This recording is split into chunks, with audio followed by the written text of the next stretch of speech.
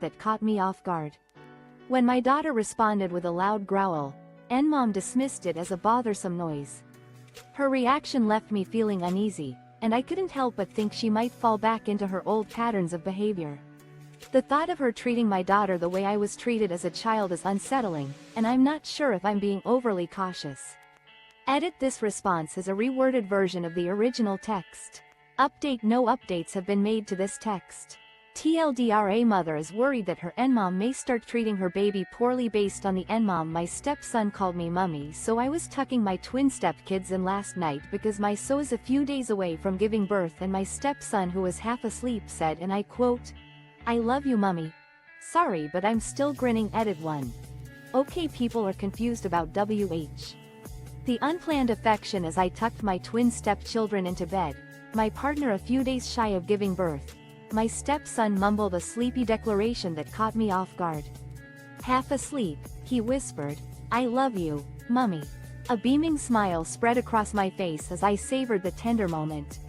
Clarification: to avoid any confusion, let me outline our family dynamics. I am a bisexual mother to a blended family of 6, with a 3-year-old stepson and twin 3-year-old stepchildren from my partner's previous relationship. My partner, my fabulous girlfriend, is the mother of our soon-to-be-born baby and the twin stepkids. My best friend, BFF, is the twins' biological father and the soon-to-be father of our baby on the way. TLDRWIBTA: if I reported my neighbor's Halloween display to AITA? This is how one of my neighbors, and you do your best to erase those images from your memory, but then you have to drive by this house every morning. This house is a couple streets down from mine, so I don't know. Wah tattling. Would I be the asshole if I complained about my neighbor's Halloween display? One house's over-the-top Halloween display is enough to stick in your mind long after the spooky season has passed. The image of it might linger in your thoughts, but then you're reminded every morning as you drive by on your way to work. The house in question is a couple of streets down from yours, so you don't know the people who live there and may not want to approach them about it. With that in mind, would it be out of line if you reported their display to your homeowners association? Wah. Pretty sure every weekend my BF pretends to sleep in or is forcing himself to sleep in so I can clean our apartment alone. Joke's on him because I actually enjoy cleaning and doing it alone, haha. PS. This post was meant to be funny because my BF likes sleeping in, whereas I pop you. It seems my partner often claims to be sleeping in or feigns exhaustion so I can tackle our apartment cleaning on my own. I suppose he underestimated my enthusiasm for household chores. P.S. This post was intended as a lighthearted remark since my partner is a natural morning laggard, while I'm usually raring to go at the crack of dawn. He's an amazing person, and we're thriving as a couple. I appreciate your kind words and reassurances, but rest assured everything is wonderful in our relationship. I ugly cried in front of my boyfriend and he wiped my tears and nose for me. I was telling my boyfriend that I didn't get an offer for my dream job, and then I started to cry. I was crying hard and I looked so ugly, and damn, I had so much snot coming out of my nose and this. I burst into uncontrollable tears in front of my boyfriend as I shared devastating news about not getting my dream job, and in that moment of vulnerability, he took it upon himself to comfort me. The reality of my sobbing was not pretty, and my runny nose was an added embarrassment. But instead of pushing me away, he stood by me and took charge, gently taking a tissue to wipe away my tears and the mess from my nose. I couldn't help but feel mortified, telling him that it was gross, and that my nose was still full, but he remained calm and firm, gently guiding my hand away and enveloping me in a tight hug. It was that moment that I let go of my composure and allowed myself to truly break down, overwhelmed by his kindness and compassion. He is a remarkable human being. Can I board a domestic flight with an arrest warrant? To make it short, I've been AWOL for about 4 to 5 months and I'm supposed to be at Camp Pendleton, CA, for training. I'm ready to turn myself in and face the consequences now, and I need to board a plane to get back to base as. Can I board a domestic flight with an active arrest warrant? I've been absent from duty for approximately 4 to 5 months and am expected to report for training at Camp Pendleton, CA. I've decided it's time to surrender and face the consequences of my actions. However, I'm currently in a different state and require a means to travel back to base. Given the uncertainty surrounding airport security checks, I'm unsure if an arrest warrant would be a concern when attempting to board a domestic flight. Alternatively, taking a Greyhound bus might be a safer option, but I'm also considering the possibility of boarding a plane to expedite my return to base.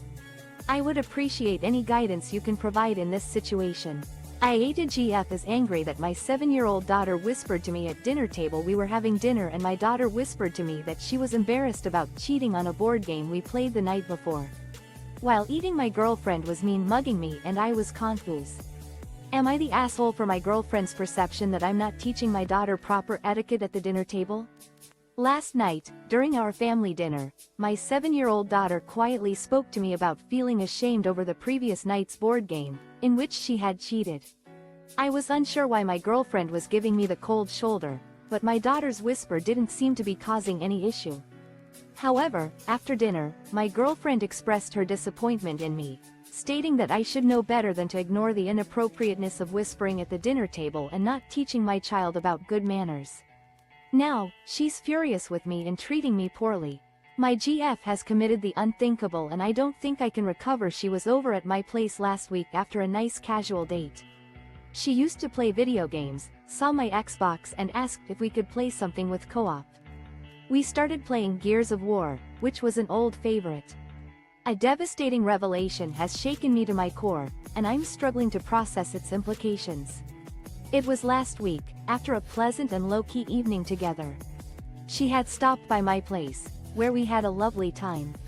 As we were hanging out, her eyes landed on my Xbox, and she expressed interest in playing a co-op game with me.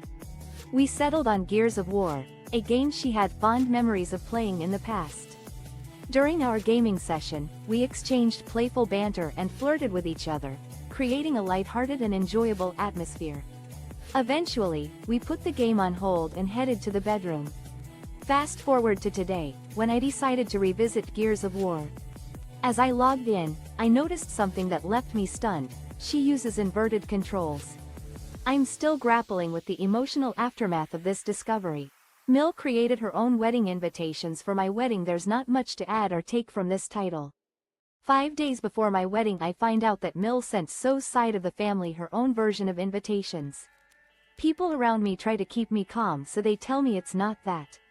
My mother-in-law, Mill, took the initiative to craft her own personalized wedding invitations for our special day.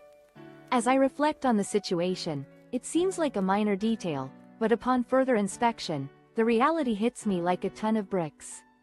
5 days before our wedding, I discovered that she had created her own set of invitations for So's side of the family, with a design that was vastly different from the one we had meticulously planned. Those around me attempted to downplay the situation and reassure me that it wasn't a big deal, but my emotions ran high. I had personally invested countless hours into designing and perfecting our wedding invitation, pouring my heart and soul into every detail. To see my Mill disregard our efforts and create her own version left me feeling frustrated and upset. In a heated moment, I had already confronted So about the issue, but now it seems like there's nothing more to say or do. Yet, the question still lingers. What was she thinking? Just sent a nightmare text to my mom. My wife is on vacation with our newborn and she comes home today. We haven't been able to have sex for weeks because of added fertility after childbirth, so I'm excited for her to come home now that we're past that 5-week mark. So we. I just sent my mom a mortifying text message. My wife is returning home today from her vacation with our newborn, and I've been looking forward to it. The past few weeks have been challenging for us since childbirth, but I'm hoping things will improve now that we've surpassed the 5-week mark and fertility has started to settle down. I was engaging in a flirtatious conversation with my wife when she brought up protection. Unfortunately, my phone is set up in a way that my mom's contact is right above hers, so I accidentally sent her the following message. I don't need a condom to eat that ass. I'm at a complete loss for what to do next. This is a disaster of epic proportions. When I was in high school I stole a prize-winning 4-H potato from the state fair. Yes, I really did this. I boiled it up in a pot with my gal pal and ate it with butter and salt. It was delicious. Now that I'm an adult, I'm sorry that I did it. Some little 4-H kid grew up.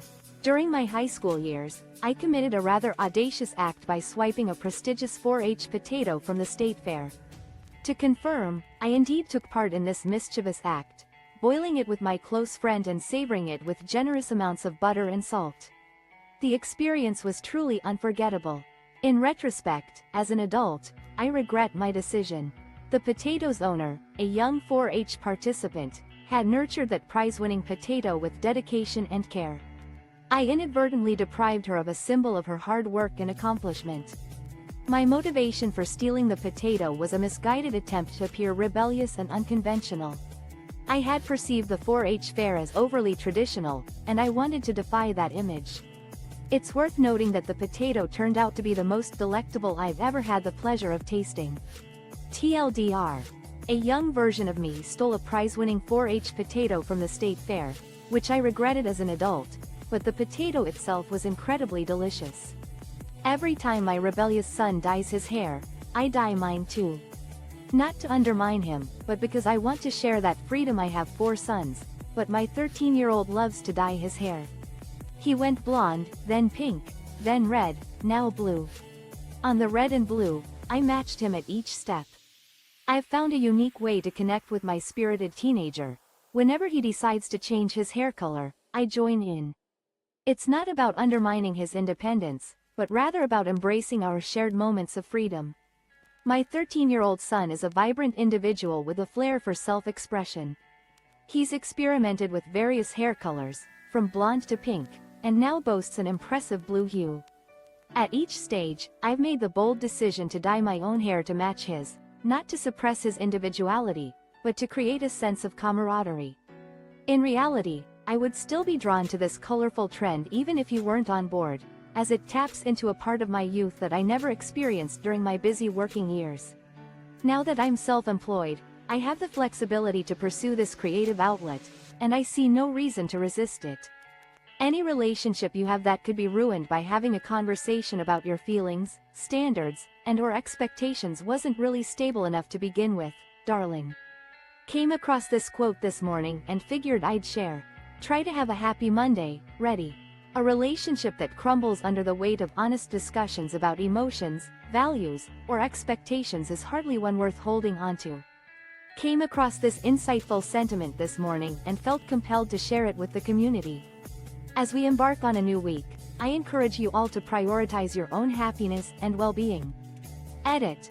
I'm touched by the overwhelmingly positive response to this quote. It's both heartening and humbling to see so many individuals resonating with this sentiment. I'm sending love and best wishes to those who needed a reminder today. TIFU in the shower. So this morning I was having my usual shower to begin my day. Feeling a bit randy, I started masturbating. As I was about to climax, I leant too hard against the glass shower door. Door comes off its hinges and the door and I fall out of the shower, I on top. This morning's mishap in the shower, it was just another morning routine for me, starting with a shower to kickstart my day. Feeling a bit amorous, I began to indulge in a private moment. However, in the heat of the moment, I lost my balance and pushed too hard against the glass shower door, causing it to come loose from its hinges. Unfortunately, the door gave way, and both it and I tumbled out of the shower. In the chaos, I found myself lying on top of the shattered glass, with cuts covering my back. My mother's quick response time proved to be quite embarrassing for me, as she rushed into the bathroom just as I was dealing with the aftermath of the incident. The bathroom was a mess, with shards of broken glass scattered everywhere and water spilling all over the floor. To make matters worse, I was still in a vulnerable state, lying naked on the floor with a cut-up back and an involuntary release of bodily fluids. Needless to say, I was mortified. Edit. I have edited this story to protect my family's identity and maintain anonymity. Update. I am still recovering from the physical and emotional shock of this incident. I hope that sharing this story will help me deal with the I'm finally over her. My girlfriend of 3 years slept with my best friend and, after nearly a year of some of the hardest times of my life, I'm doing better. I thought about my lost girlfriend and lost best friend every day for months. It wasn't until today I noticed. It's time to close that chapter. 3 years of my life were marked by a painful infidelity, as my girlfriend betrayed my trust by being intimate with my closest friend. The aftermath was a grueling year, filled with untold hardships. Yet, I've begun to heal and move forward. The faces of my lost love and lost friend haunted me for months, but it's only recently that I've noticed the frequency of those memories has diminished to nearly nothing. My thoughts now are occupied by someone new, and I've started to anticipate spending time with other friends. Perhaps I wanted to send a message of reassurance. I know it's tough right now, but with time, things will improve. Every difficult moment can be an opportunity for growth and a step closer to better days ahead. In time, everything will fall into place. My gynecologist inserted his ungloved fingers into my vagina. Gynecologist that I have visited regularly for 2 years said that he wanted to locate a swelling and inserted his finger into my vagina. Suddenly I felt his other hand rest on the outside of my vulva and touch my clit. During a routine examination at my gynecologist's office, I experienced an unsettling incident that has left me feeling distressed and uncertain about how to proceed. The doctor, whom I've trusted for the past 2 years,